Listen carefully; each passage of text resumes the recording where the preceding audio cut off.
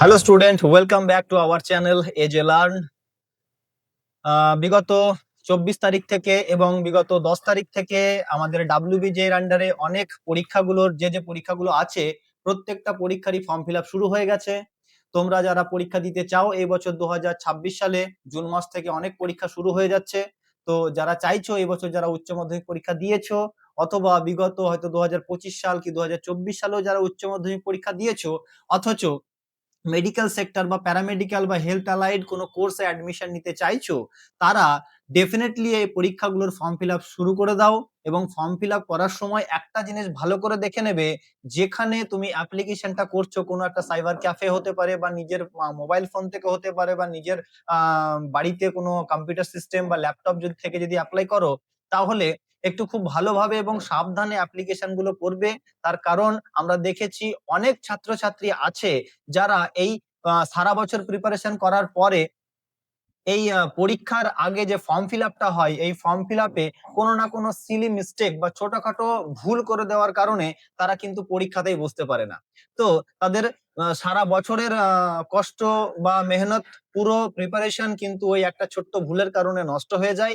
তো আমি আরো একটা বিষয়, ক্যাফে সাইবার ক্যাফে যারা চালান, যারা এই ধরনের ফর্ম ফিল আপের কাজ বাচ্চাদের করে দেন, তাদেরকে আমি একটা রিকোয়েস্ট করব যে স্যার আপনারা যখন ফর্ম ফিল আপ করবেন তখন যথেষ্ট ইনফরমেশন নিয়ে এবং যথেষ্ট সঠিকভাবে আপনারা চেষ্টা করবেন ফর্মগুলো ফিল আপ করে দেওয়ার বাচ্চাদের। তার কারণ মাথায় রাখবেন ওইটা আপনার কাছে একটা পেশা হতে পারে বা কাজ হতে পারে।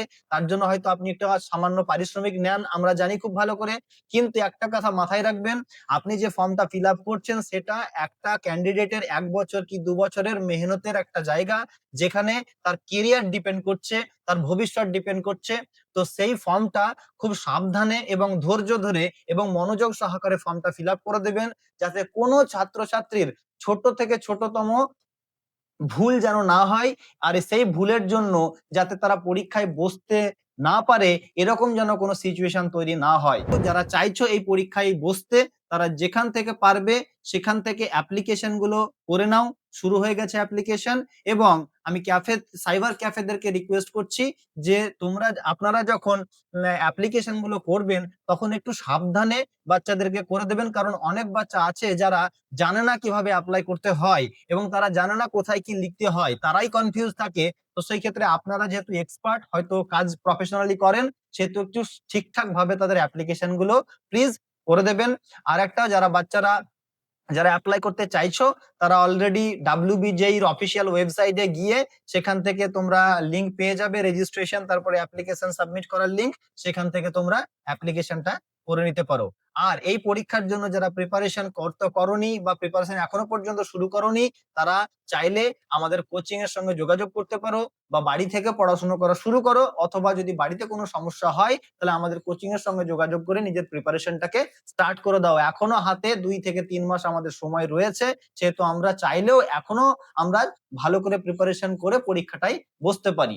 যদি পরীক্ষা ভালো হয় তাহলে আমাদের একটা ভালো সিট, আমাদের জন্য একটা ভালো কেরিয়ার ওয়েট করছে। অনেক অনেক ধন্যবাদ। দেখা হবে নেক্সট কোনো একটা ভিডিওতে।